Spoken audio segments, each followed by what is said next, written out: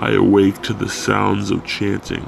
Cloaked figures drag me through an endless field of gravel, and once again I am paralyzed with fear. My screams are muffled within my lungs, and my fingertips are torn on the rocky path. They leave a trail of blood and fingernails on the rocks. Finally, after what seems like forever, I am turned over onto my back. The scent of candles and sacrificial blood fills my nostrils. I realize I am on a grimly crafted altar. A larger cloaked figure appears from within the shadows. He has a book in his hands. Others rush next to me, stepping on my limbs. The man with the book begins chanting in reverse and flipping through pages. He slams the book closed and says clearly, "It is done." And that's when my eyes open, and I can move my limbs. I was soaked in sweat, but in my own bed. A distraught man sits shaking in a chair, a lit cigarette burned down to a long strip of ash in his left hand. He drops it on the floor and steps on it. "Dr. Hartman, do you really think this is good therapy? Every time I tell someone about them, it happens again." We'll increase your dosage and monitor your sleep patterns. A heavy-set doctor sits in a chair across from the man. He adjusts his glasses and scrawls notes on a brown notepad. I have all your best interests in mind, Logan. He pulls off his glasses and stares at his patient with a faux, concerned look. "Of course you do," Logan says as he puts another cigarette between his lips. "I'm your favorite guinea pig after all," he says under his breath as he tries to light up. Dr. Hartman reaches over and successfully lights a cigarette for him. Those things will kill you, you know. Hartman throws him a fake smile.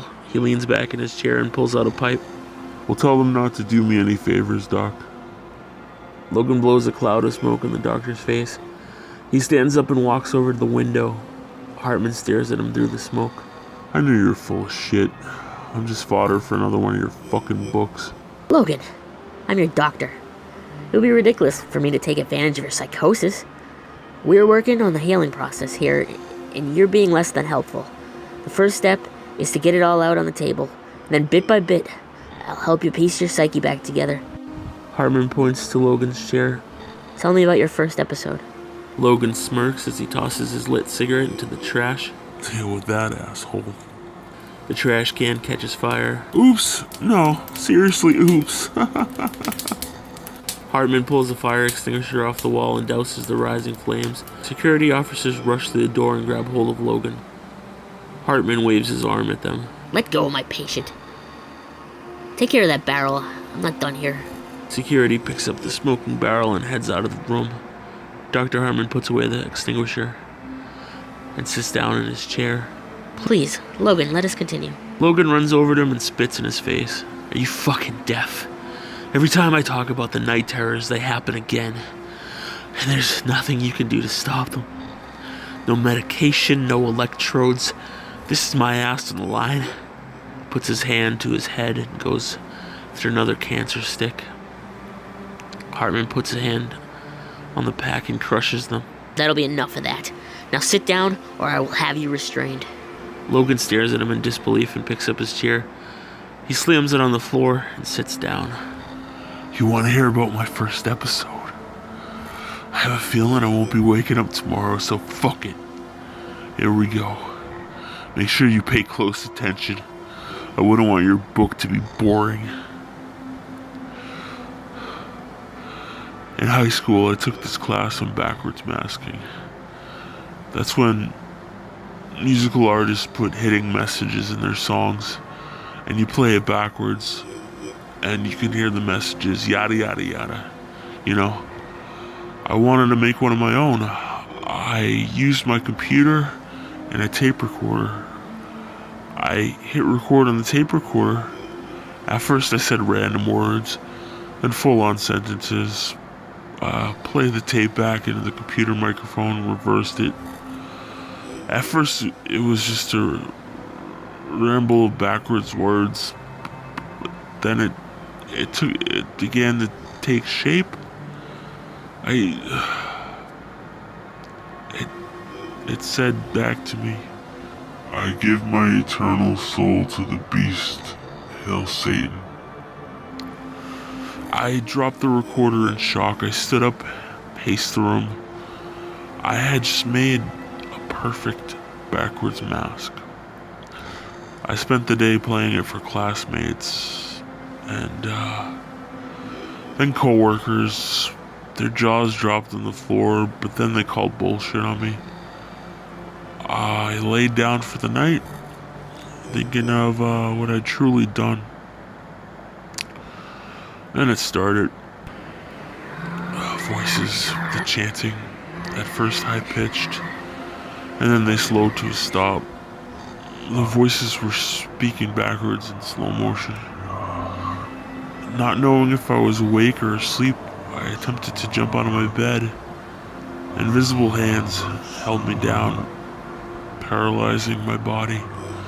Every movement. My screams were frozen in my lungs. The hands twisted my head towards my television as it turned on. A shadow of a dark figure appeared. His voice said, "It has begun."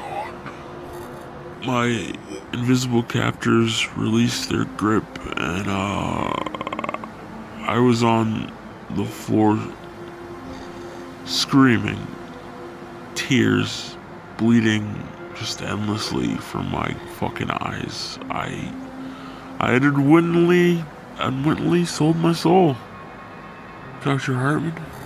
Logan opens his eyes and stares at Hartman's empty chair. Hands appear from behind his head and grab around his neck. He kicks and rocks, trying to escape. It's time for you to finish your healing. Dr. Hartman reaches into his jacket pocket and pulls out a syringe. He stabs the needle deep into Logan's neck. There won't be any more nightmares after today. I promise you this. He pushes the plunger down and pulls it out. You will have uninterrupted sleep. Be at peace, my friend. Logan spits foam from his mouth and closes his eyes. Hartman released his grip. Logan fell lifeless to the floor. Dr. Hartman walked over to his desk and picked up his phone. Nurse. Yeah, we're having a patient having a bad reaction to his medication. Please send up a medic. Dr. Hartman packed up his desk and left for the night. He entered the parking lot and got into his car. He started the engine and popped a cassette tape into the radio. Logan's story from beginning to end played back to him. I have your soul right here, kid. He pulled into his garage. The tape slowed down and started playing backwards. Oh no, fuck! I can't lose this. The voice played forward. It has begun. A chill ran up Dr. Hartman's spine. He shook it off and ejected the tape.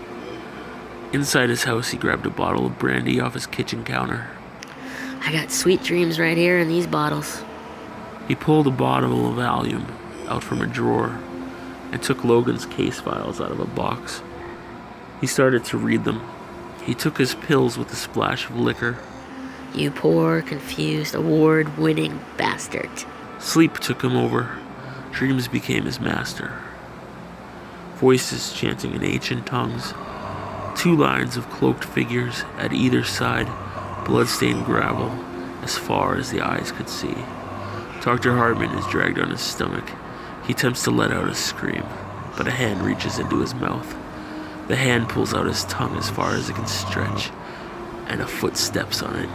Tears well up in his eyes as a dagger separates his tongue from his throat. The dragging continues, endless, brutal, dragging, leaving nothing but raw digits at the end of both of his hands. Finally, he's flipped over onto his back, that same crude altar. Blood sprays from his mouth, replacing words. From out of the shadows, the dark figure appears. It removes his hood to reveal Logan's face. Fire shooting from his eyes, he raises a dagger. It is done. Dr. Hartman falls lifeless to the floor. Written in blood on his ceiling, it reads, "Cruel torture and bloody things. These are the horrors of what the night brings."